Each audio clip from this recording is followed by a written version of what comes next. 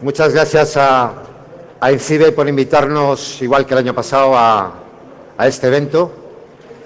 Hemos tratado de hacer una conferencia que sea asequible para todos los públicos, pero no prometo nada, porque el año pasado fue exactamente lo que pretendimos y mi mujer y mi hija, que estaban entre el público, me dijeron que no se habían enterado de nada. Así que hemos intentado rebajar un poco el nivel técnico. Vamos a presentaros en aproximadamente 30 minutos quiénes somos, a qué nos dedicamos, por qué estamos los militares en el ciberespacio, que habrá gente que no lo entienda. Vamos a tratar de que al acabar esta conferencia no sea así. Y para ello, pues estamos Teniente Coronel del Ejército del Aire Ángel Gómez de Ágreda, que es el jefe del Departamento de Cooperación del Mando Conjunto de Ciberdefensa, y yo, capitán de navío Enrique Cubeiro, que soy el jefe de operaciones. Bueno, vamos a comenzar. Te lo voy pasando.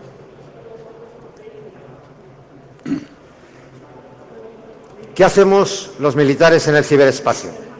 Bien, desde el principio de los tiempos, el hombre ha combatido sobre el terreno. Ha sido el primer dominio en el que se ha ejercido el combate, la guerra. A lo largo de los siglos se ha ido mejorando en cuanto a las capacidades armamentísticas, las tácticas, las técnicas. Se han introducido las armas de fuego, la caballería, los carros de combate, cada vez elementos más complejos y sofisticados hasta esta imagen actual que pueden ver en la diapositiva. Todos estos cambios técnicos, toda esta evolución tecnológica ha ido afectando a lo que es el concepto de la guerra, a la doctrina, a las tácticas y a las estrategias. Lo mismo ha pasado en el segundo dominio en el que se ha combatido, el mar, que es el mío. Dominio que también, desde los últimos 40 siglos, se ha visto sometido a evoluciones. Se comenzó con naves a remo, después que combatían el espolón, se introdujo la navegación a vela, la artillería naval, apareció la propulsión a vapor, la propulsión nuclear, los blindajes, cada vez también unas técnicas y unas tecnologías que obligaban a revisar continuamente todos los conceptos sobre los que se basaba la guerra naval. En el aire ocurrió lo mismo, pero mucho más tarde. Hay que esperar prácticamente hasta el siglo XIX para que el aire intervenga en los conflictos, y primeramente lo hace simplemente desde globos aerostáticos, desde los que se aumentaba la capacidad de visión de los generales en los campos de batalla. Más adelante, ya en el siglo XX, aparece el avión, y con él pues todo el armamento al asociado, y también obliga a revisar y a cambiar todos los conceptos sobre los que hasta aquel momento se había desarrollado la guerra. Ya en la segunda mitad del siglo XX encontramos el cuarto entorno en el que se combate, el espacio. Ya en las últimas décadas del siglo XX, las naciones más potentes tratan de obtener capacidades con las que mejorar a través de sistemas satelitales sus capacidades de mando y control, sus sistemas de inteligencia y, por supuesto, sus posibles potenciales adversarios se encargan también de adquirir capacidades con las que hacer frente o con las que neutralizar esas capacidades del enemigo. Y por fin ya, prácticamente en el cambio de siglo, en la entrada del siglo XXI, aparece el ciberespacio, un entorno que nada tiene que ver con los anteriores, un entorno que tiene unas peculiaridades completamente distintas, en el que se combate de una forma completamente diferente a los anteriores, y que además todo lo que en él ocurre permea y tiene enorme influencia sobre los otros cuatro. Bueno, ¿qué tiene de especial el dominio del ciberespacio? Ante todo, y en esto se parece a algún otro, se trata de un dominio prácticamente infinito. Es un dominio artificial, pero prácticamente infinito. Un dominio en el que los límites y fronteras están muy poco definidos, muy poco claros y muy difusos. En el que se combate y se lucha con unas armas y con unas técnicas que son absolutamente propias de este entorno y que no existen en otro. Si en el mar, en la guerra, en el aire, todo el armamento, las fragatas, los carros de combate, los aviones de cazabombarderos están en poder de los ejércitos, de las Fuerzas Armadas. En el ciberespacio el armamento está completamente repartido. Cualquiera tiene la capacidad de poseer una ciberarma, incluso una ciberarma muy potente. Por lo tanto, siguiente punto, hay infinidad de actores. Aquí no solo combaten los militares, aquí hay infinidad de combatientes o de personas que son capaces de producir daños potenciales, incluso a grandes potencias. Un entorno legal muy complejo, ya lo es en el mundo civil, pero se complica todavía más cuando intentamos aplicar los conceptos del derecho de la guerra, del derecho internacional humanitario, a la guerra en el ciberespacio. Estamos todavía empezando a trabajar en esto. Se trata de un dominio que afecta a todas las actividades del Estado. Yo les reto a que me digan una actividad del Estado que no se apoye ahora mismo en el ciberespacio. El tráfico, el transporte, las comunicaciones, el suministro energético, todo ahora mismo se apoya en el ciberespacio. Y quizá lo más grave de todo, lo que supone el mayor cambio conceptual en todo lo que hemos vivido hasta ahora, es que por primera vez en la historia de la guerra, el corazón de una nación queda expuesto en primera línea de combate. Ya no hay que superar una serie de capas para llegar al corazón de una nación. Desde el ciberespacio se puede acceder a esa capa, a ese corazón directamente. Bueno, de hecho, incluso más allá de la utilización del ciberespacio o de la visión del ciberespacio como un entorno más de guerra, si nos fijamos sociológicamente o psicológicamente, nosotros vivimos en dos biosferas simultáneamente. Estamos en una biosfera física, que tenemos muy claramente identificada, donde hay ríos, donde hay fronteras, donde sabemos dónde está nuestro adversario, donde físicamente las Fuerzas Armadas tradicionalmente han estado combatiendo, neutralizando, bombardeando al enemigo, con una intención de hacerle cumplir nuestra voluntad. Como seres racionales vivimos también en una biosfera lógica. Vivimos en una biosfera en el mundo de las ideas, en el mundo de la razón. Y sobre esa también estamos actuando. Desde siempre hemos estado actuando pues, con iconos, con imágenes, con pinturas, con películas. Si nos fijamos, hemos ido construyendo nuestra forma de pensar en base a lo que nos van contando en las películas, en las series, en la televisión. Esa es una forma también de combatir hoy en día. De hecho, en el ciberespacio estamos muy acostumbrados, o casi todos vosotros estáis muy acostumbrados a preocuparos por los datos, por los números, por los datos que nos pueden robar, por los datos que podemos manejar. Pero también hay ideas, también hay letras en el ciberespacio. Vamos a fijarnos, por ejemplo, en lo que está haciendo Daesh, el autodenominado Estado Islámico. Está utilizando el ciberespacio para manipular las ideas, para difundir sus ideas. No son solamente números, no es solamente economía lo que se está moviendo, también se están moviendo en el combate cibernético que hay hoy en día, también se están moviendo ideas, tan o más importante que lo que está ocurriendo con los datos, con los números. De hecho, las tradicionales capas del ciberespacio, desde una capa real, física, sobre la que hemos estado actuando siempre, porque podemos todavía actuar sobre las infraestructuras del mismo ciberespacio, a partir de aquí todo es absolutamente artificial. En la misma construcción de las redes estamos interviniendo nosotros.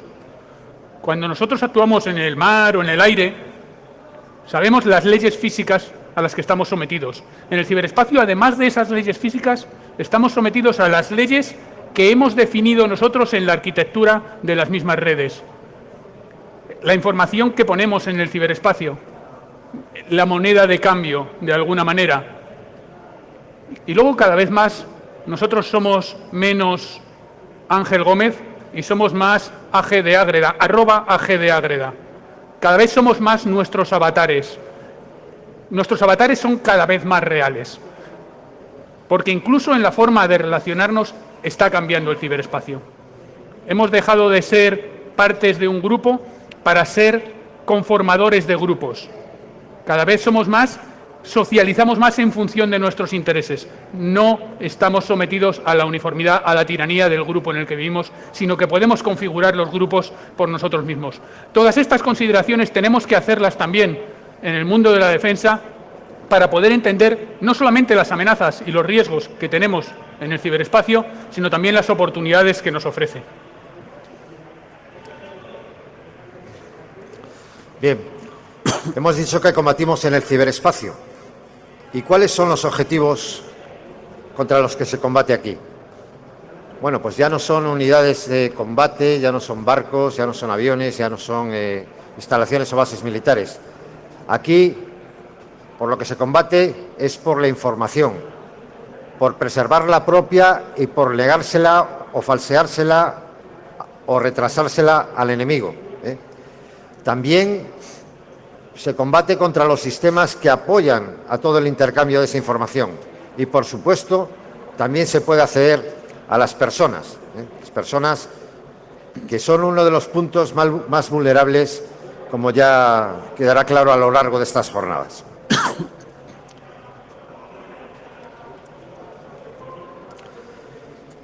¿Cuáles son las amenazas en el ciberespacio? ¿Cuáles son las amenazas militares en el ciberespacio? Pues son exactamente las mismas que ocurren en nuestra vida diaria.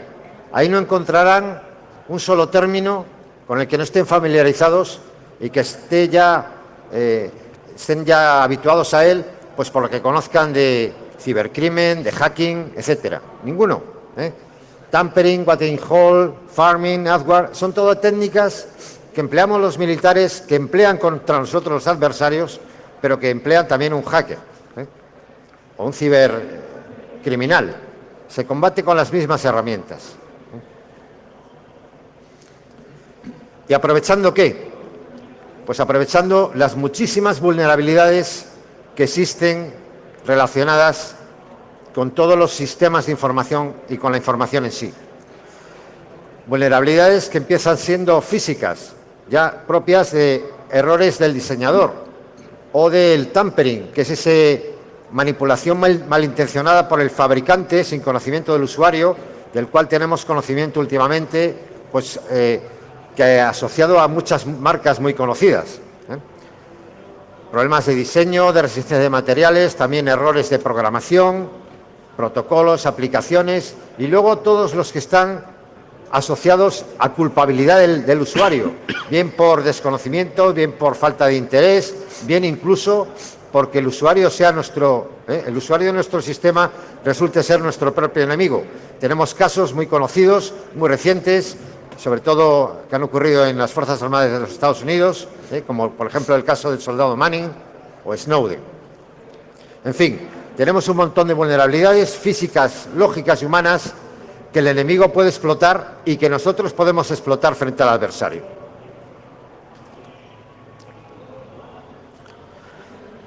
¿Cómo categorizamos las operaciones ofensivas en el ciberespacio? Bien, pues empezando por las más simples, por las que menos intrusión producen en el ciberespacio adversario, empezamos con la inteligencia digital, que es la obtención generalmente por medios pasivos de información sobre el adversario. Información que nos va a permitir seguir avanzando y profundizar.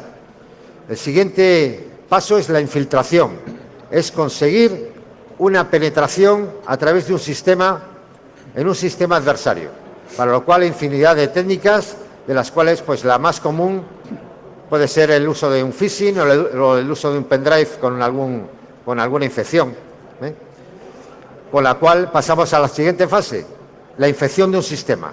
Infección que es la que nos va a permitir ya hacer el ciberataque en sí. Ciberataque que puede buscar bien la interrupción de un servicio, la denegación de un servicio, la alteración de datos que, como sabemos, si es alteración asociada a sistemas de escala, puede incluso producir daños físicos, como ya ha habido ejemplos muy conocidos, como es el del caso Stuxnet, y que pueden llegar incluso a la destrucción física. Y otro de los objetivos o de las técnicas más importantes es la exfiltración de datos, obtener canales ocultos, sigilosos, por los cuales continuamente puedo ir extrayendo información sensible, información clasificada, información confidencial que me interesa contra un posible adversario. Bueno, en este punto habría que contextualizar qué papel jugamos en el Mando Conjunto de Ciberdefensa. Bueno, pues somos el equivalente a lo que puede ser el CER de Seguridad e Industria, a lo que puede ser INCIBE en el mundo de la industria y de la seguridad interior, del Ministerio Interior, en la parte del Ministerio de Defensa. Somos uno de los 3 CER gubernamentales que hay en España y agradecemos muchísimo la oportunidad que nos brinda INCIBE de presentar en primicia el vídeo del mando que editó El Mundo Televisión y que tienen disponible en Internet. Luego lo vemos. Ya lo he presentado. Que luego pasas a ver si se quiere. Vamos a. Voy a ponerlo directamente.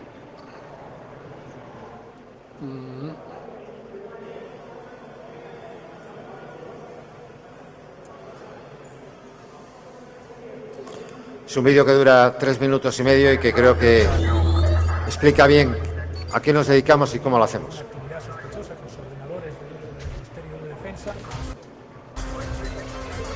Estamos detectando posible troyano. Estamos monitorizando un posible problema de desconexión de una de nuestras centrales fuera del país. En el Mando Conjunto de Ciberdefensa tienen una misión permanente: que nadie a golpe de teclado pueda amenazarnos. Estas son algunas de sus operaciones y sus protagonistas. Controladas y eliminadas las ciberamenazas.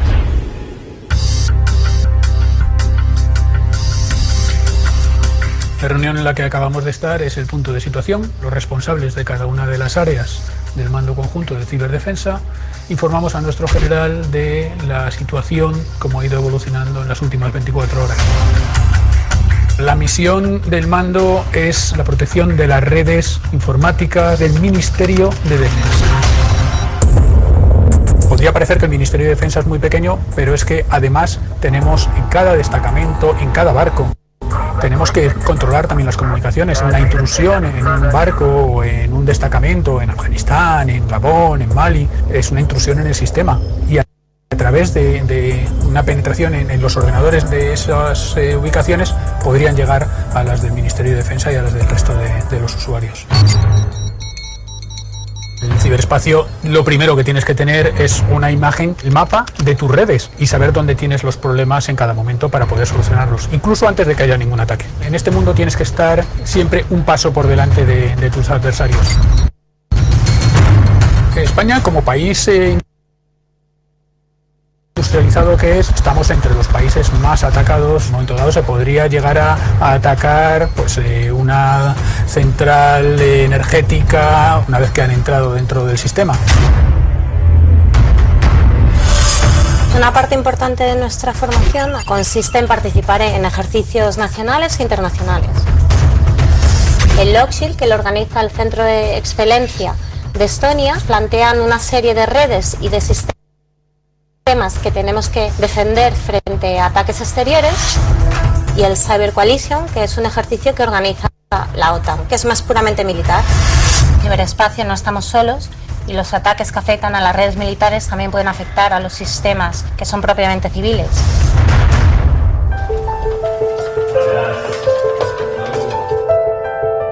Los ingenieros civiles que estamos en el mando fundamentalmente apoyamos a las Fuerzas Armadas en la defensa contra opciones ofensivas en el ciberespacio. Asesoramos, diseñamos redes. Una persona desde su casa, sin muchos conocimientos técnicos, podría emprender actuaciones ofensivas para intentar explotar y acceder a los sistemas. Hay una tensión constante. Cada ataque del que tienes noticia es distinto de los anteriores e implica un montón de gente innovando en este terreno. La dedicación y el compromiso con la defensa de nuestra nación. Exige una preparación continua y cada día supone un reto nuevo.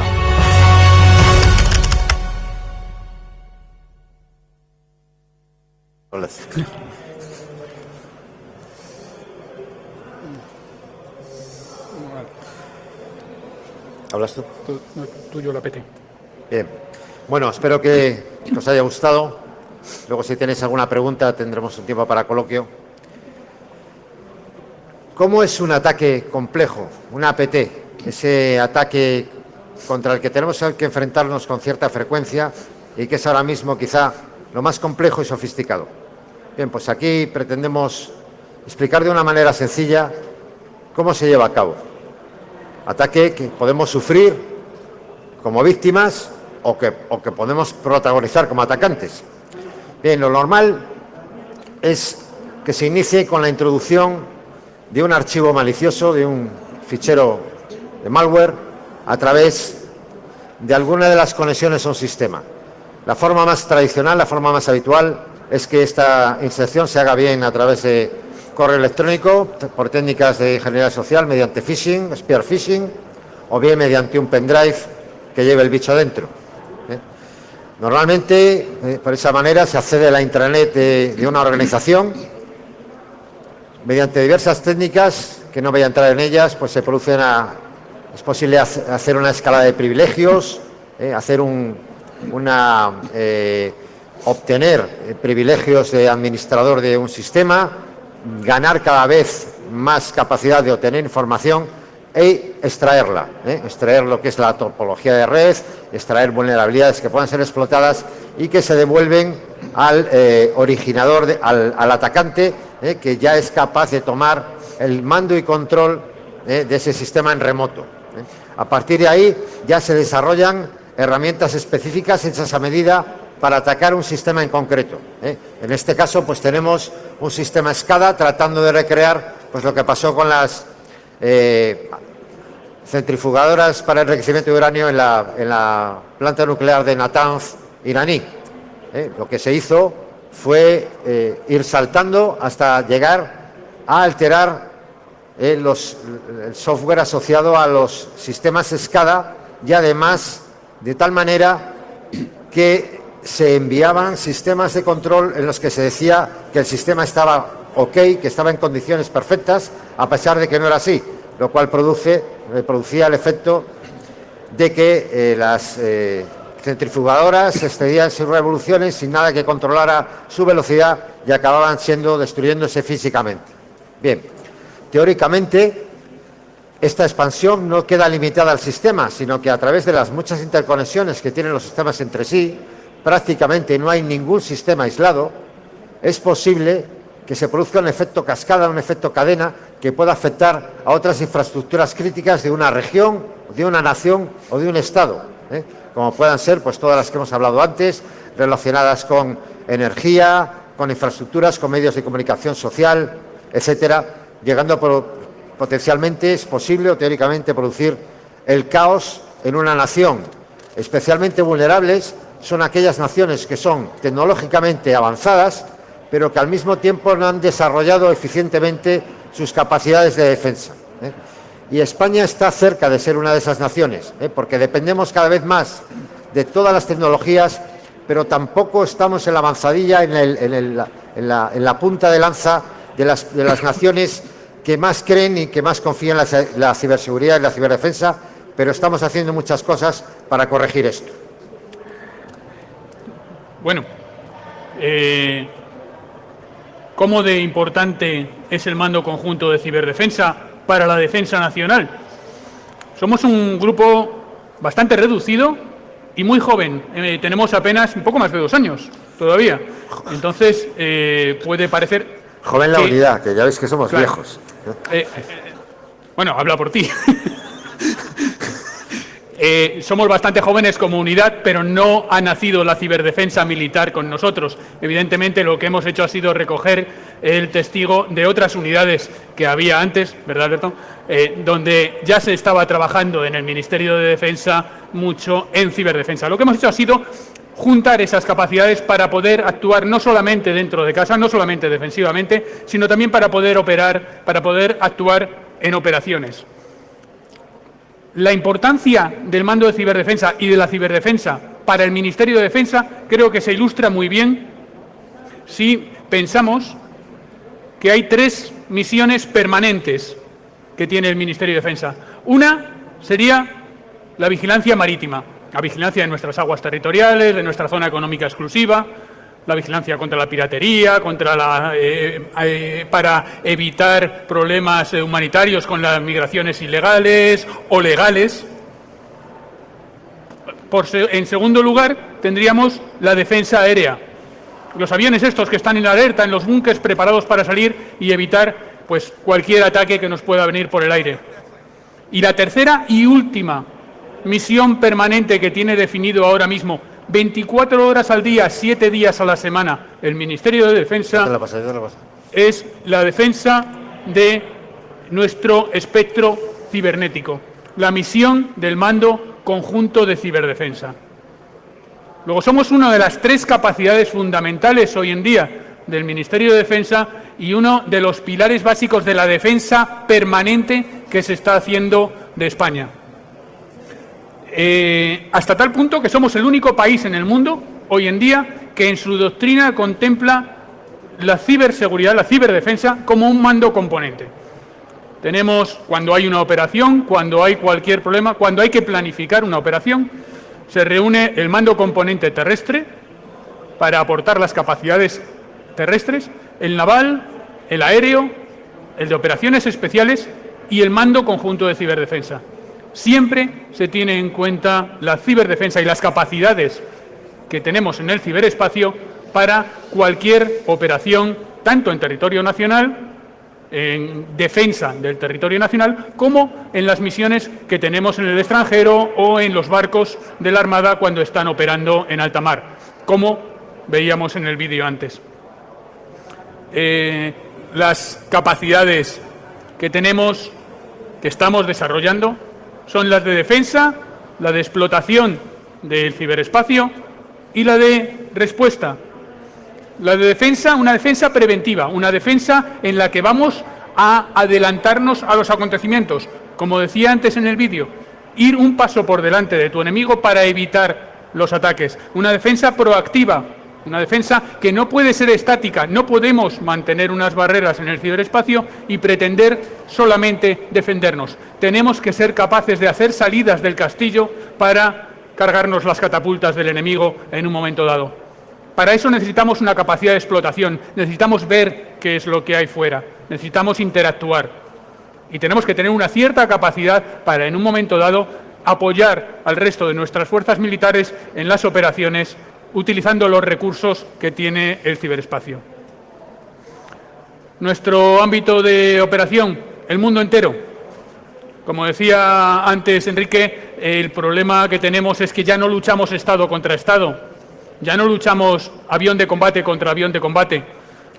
Ahora mismo hay empresas, hay ciudadanos individuales, hay grupos de presión, grupos de interés, terroristas, que están afectando también a los intereses de la defensa nacional y, por lo tanto, entra dentro de nuestra responsabilidad proteger nuestras redes no solamente contra los ataques de otras fuerzas armadas, sino de cualquier intento de intrusión. Eso ha cambiado totalmente el panorama y eso ha hecho que una de las características fundamentales del ciberespacio sea esa infinidad de actores que se presentan. Y para eso lo que hemos hecho ha sido pues diseñar un centro de mando y control de la ciberdefensa.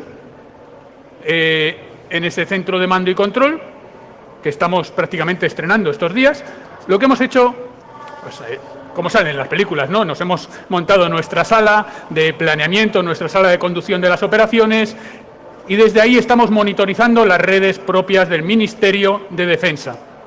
Y desde ahí estamos siguiendo en tiempo real todas nuestras redes, múltiples redes. Hay que tener en cuenta que no estamos operando solamente dentro de un entorno nacional, sino que estamos operando con OTAN, con Unión Europea, estamos operando en operaciones con otros aliados, tenemos redes con distintos grados de clasificación, la información que se mueve es muy sensible.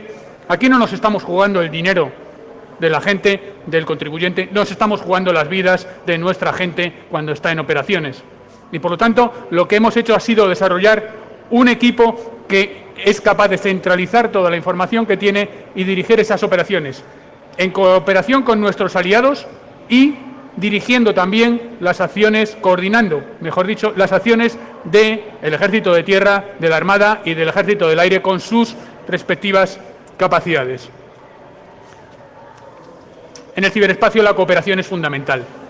y nosotros lo tenemos muy claro. Somos un miembro fundador del Centro de Excelencia de Cooperación en Ciberdefensa de la OTAN en Estonia.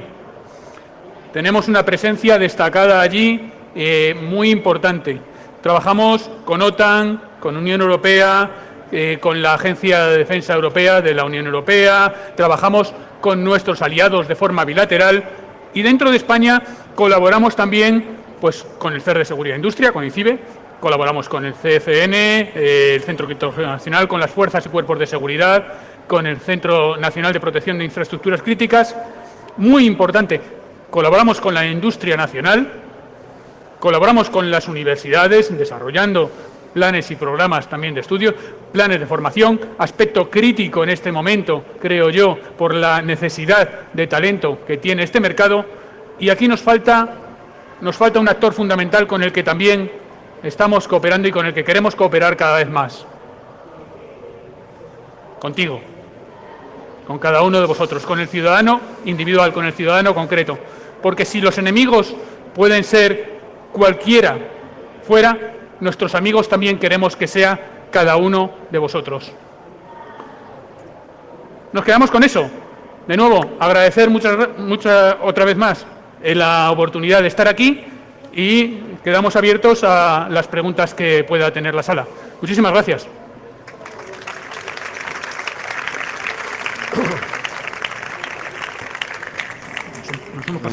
No, tenemos claro.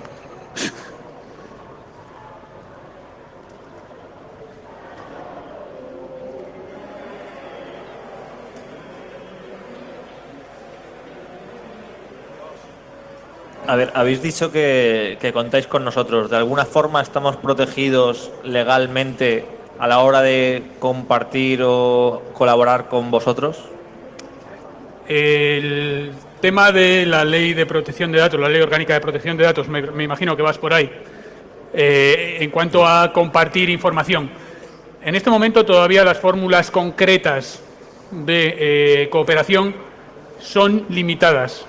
En principio estamos empezando a estudiar la posibilidad de contar individualmente con gente y lo estamos haciendo o bien a través de ISDEFE, donde habéis visto que tenemos ingenieros civiles trabajando, o bien hemos empezado también con algunos becarios que empiezan a trabajar con nosotros. Estamos estudiando la fórmula para que el intercambio sea más fluido. Evidentemente hay una serie de limitaciones legales y de alguna manera habrá que integrar las capacidades individuales de la gente en el trabajo del mando de ciberdefensa. Pero no solamente en cuanto a las fórmulas legales, sino también en cuanto a las restricciones por las habilitaciones de seguridad que son necesarias para trabajar en el ámbito de defensa y manejar la información que se trata ahí. Luego es un proyecto que tenemos, es una voluntad que tenemos, pero no están establecidas todavía las fórmulas concretas de cooperación.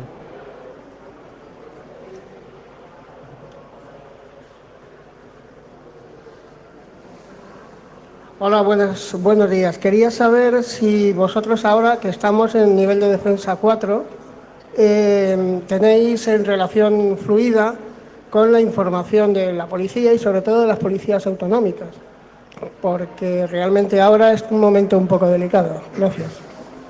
¿Contestas tú? ¿Contesto yo? Bueno, por supuesto, hay unos mecanismos que se van disparando, que se van activando a medida que los niveles de alerta van creciendo.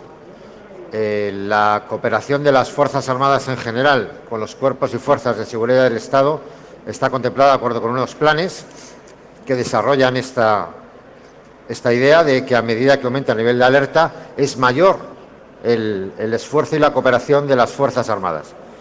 En cualquier caso, ahora mismo, en este nivel, es el que tiene la responsabilidad y la voz cantante son los cuerpos y fuerzas de seguridad del Estado con los que nosotros colaboramos, y puedo decir que tenemos estrechísima colaboración fundamentalmente con Policía Nacional y con Guardia Civil, con las unidades que trabajan en el ciberespacio de ambas organizaciones.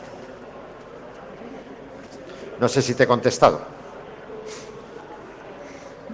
Como usted sabe, por ejemplo, en Cataluña hay una profunda y una fuerte influencia islámica. Entonces, claro, realmente eso sí sería importante en este momento en un nivel de defensa DEFCON 4.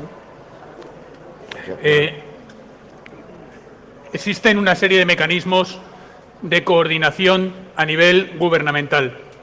En principio, no corresponde directamente al Ministerio de Defensa la interlocución con el nivel autonómico o local, sino que se hace a través de uno de los 3 CERS principales.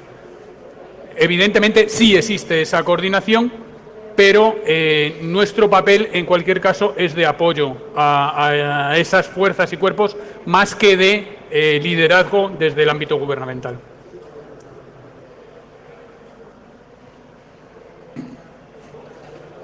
Hola, me llamo Ismael, me dedico a la seguridad mercantil, estoy estudiando bastante el campo que están ustedes presentando. En el año 2007 tuvimos un caso que informamos directamente a Interpol. Nosotros lo que tenemos es información sensible, pero que tiene una base documental. Descubrimos que efectivamente había ciertas vinculaciones bastante peligrosas para nuestro cliente, pero claro, ahí han cursado nuestros clientes una serie de documentos. Entonces, cuando informamos o cuando informé directamente a Interpol, el primer objeto que fue investigado fuimos nosotros mismos. Entonces, ahí hay como una barrera que no sabemos cómo salvarla, porque a veces este expediente es negativo, ¿para qué voy a informar? Esa es mi pregunta. ¿Cuál es el vehículo que ofreces de confianza desde el punto de vista estatal, ya no ustedes en sí? La cooperación con las fuerzas y cuerpos de seguridad del Estado, efectivamente, y mucho más a raíz de la Ley Orgánica de Protección de Datos, queda muy enmarcado dentro del contexto legal que tenemos actualmente y bastante restringido en algunos aspectos. En cualquier caso, nuestra relación con el ciudadano es habitualmente a través del CER encargado de la relación con la ciudadanía, que es el CER de Seguridad e Industria, que seguramente son los que podrían responder de una forma mucho más adecuada a una pregunta de carácter legal en el entorno penal. Digamos que la diferenciación entre INCIBE, entre el CER de Seguridad e Industria y nosotros, sería un equivalente a la que hay entre el derecho civil o penal, por un lado, y el derecho internacional, por otro. Las cuestiones de penal y de civil son más competencia del CER de Seguridad e Industria que nuestras. Voy más a la parte mercantil, más que al civil y al penal. Estamos en las mismas. Vamos al mismo camino, sí, ¿no? Claro. Gracias, muy amable. Tiene que quedar muy claro que nuestro principal cometido es la protección de las redes y sistemas del Ministerio de Defensa. O sea, igual que el Ejército de Tierra no se encarga de proteger las joyerías de la calle Serrano, nosotros tampoco nos encargamos de proteger cosas mercantiles. Para eso ya hay otros organismos.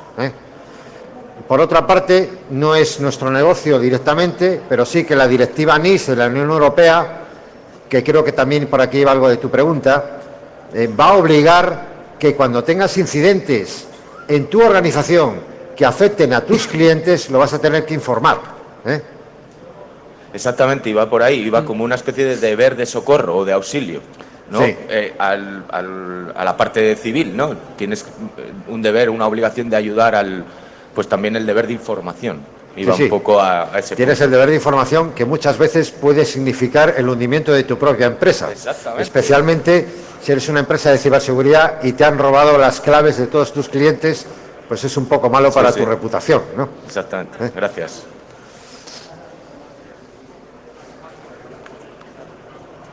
Hola, buenos días. Les quería preguntar, cuando responden a un ataque, el marco legislativo asumo que únicamente responden a incidentes militares, pero ¿qué marco tiene? Tú eres gallego. Casi. Bien, normalmente el 90 y tanto % de los incidentes a los que respondemos son militares. Nosotros tenemos un cometido que es la protección de redes y sistemas de las Fuerzas Armadas, así como aquellos que se nos pueden encomendar por afectar a la defensa nacional. O sea que tenemos ahí un tentáculo que puede abrir el que ejecutemos acciones relacionadas con sistemas que no son propiamente militares. Ya digo, lo principal es el control, gestión de incidentes, resolución de incidentes que afectan a nuestras propias redes. Incidentes que, como ocurre en todas las organizaciones, muchas veces, la mayoría de los casos, son falsos positivos o son incidentes que son ahí el resultado de mal uso por parte de los usuarios, mala concienciación, mal conocimiento, malas prácticas, más que ataques propiamente en sí de un adversario exterior. No sé si te he contestado. En cualquier caso, me gustaría puntualizar una cosa. La misma normativa que regula al Mando Conjunto de Ciberdefensa obliga a que nuestras acciones siempre sean legítimas, oportunas y proporcionadas. Luego, igual que en otros ámbitos, nos tenemos que atener a la legalidad internacional vigente. La pregunta un poco más, si acaso específica. Ustedes quieren responder a un incidente físico y tienen que pedir permiso a la OTAN para iniciar una acción militar externa. Si tienen que realizar una acción militar externa en ciber, pero ofensiva fuera del territorio nacional, ¿eso cómo lo gestionan? Bueno, vamos a ver. Esa es una pregunta que requiere una contestación de 1.500 páginas. Muy compleja. Depende mucho de en qué situación estés.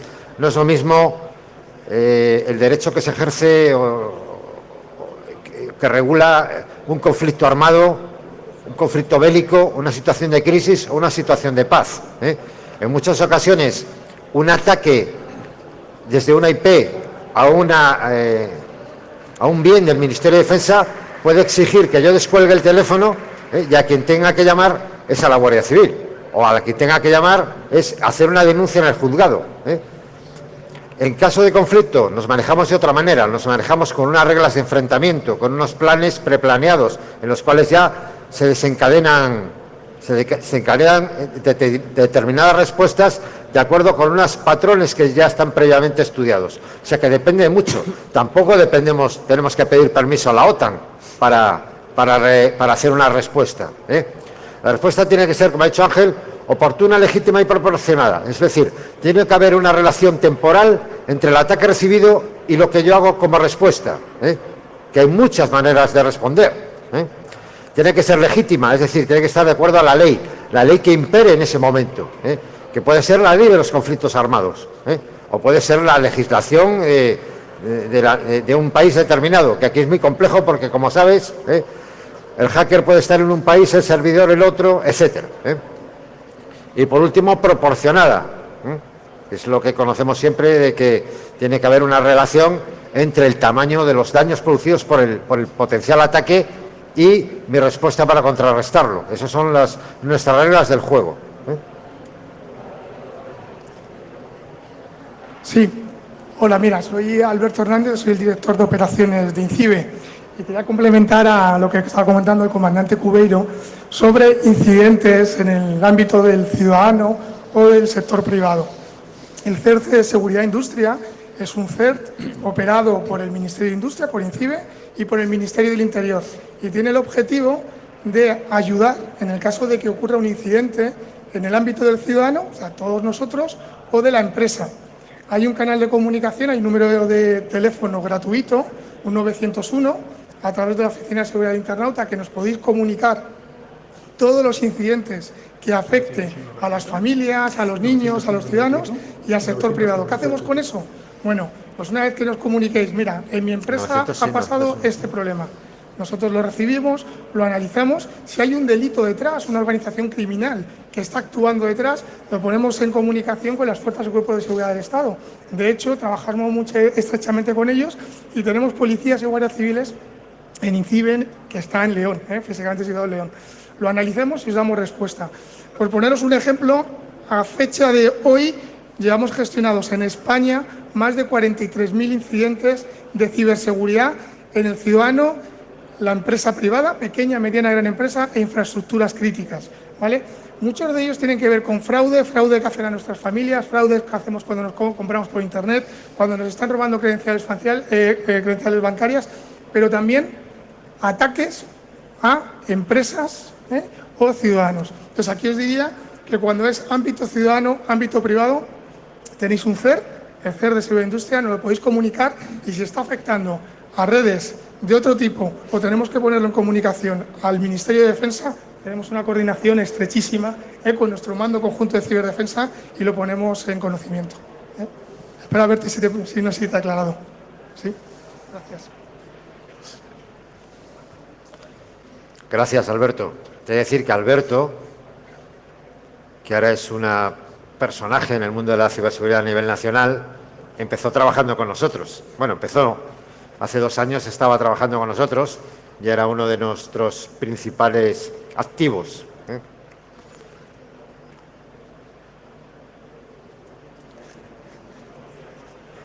Muchísimas gracias. Muchísimas gracias. Estamos hablando de vulnerabilidad, que no me sale el término, de amenazas en el ciberespacio. A mí todo esto me da miedo, ¿eh? ¿Estamos protegidos? No tiene miedo. No me da miedo. Ya me da miedo encender el móvil, me da miedo encender el portátil. Si vamos más allá, posibilidad de ataques a nivel de una central nuclear. ¿Estamos preparados? Estamos preparados hoy. Estamos preparados hoy. Mañana vamos a seguir necesitando estudiar, prepararnos, investigar, trabajar mucho, porque esto evoluciona muy rápidamente y tenemos que cada día avanzar al mismo ritmo que avanzan las tecnologías, que avanzan las técnicas de ataque, para seguir estando preparados. Tenemos que tener claro que la seguridad al 100% no existe ni existirá nunca, ni en este ámbito ni en ningún otro. En este, quizás menos todavía. El problema es que hasta ahora teníamos a la vista a nuestros posibles adversarios, a nuestro posible agresor, y ahora mismo, en la comodidad de nuestro salón de casa, en zapatillas, podemos estar perfectamente a la vista y al alcance de nuestros adversarios. Con lo cual, sí, estamos bastante preparados hoy en día, tenemos que seguir preparándonos para mañana y, sobre todo, es fundamental un foro como este que ayude a la concienciación de todos y cada uno de nosotros en cuanto a las vulnerabilidades que tenemos para nosotros mismos, para nuestro entorno, para nuestros amigos y para las organizaciones a las que pertenecemos. Muchísimas gracias. Fuerte aplauso para ellos. Gracias.